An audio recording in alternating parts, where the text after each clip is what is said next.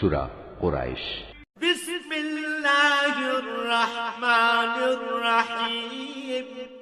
রহমান রহিম আল্লাহ তাআলার নামে। لإيلاف قريش إيلافهم رحلة الشتاء والصيف। কাবার পাহারাদার কুরাইশ বংশের প্রতিরক্ষার জন্য, তাদের প্রতিরক্ষা শীত ও গরমকালের সফরের জন্য। فليعبدوا رب هذا البيت। তাদের এ ঘরের মালিকের ইবাদত করা উচিত।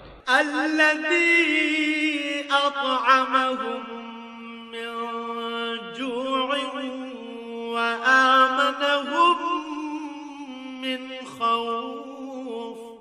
যিনি দুর্দিনে তাদের খাবার সরবরাহ করেছেন এবং তিনি তাদের ভয় ভীতি থেকে নিরাপদ করেছেন।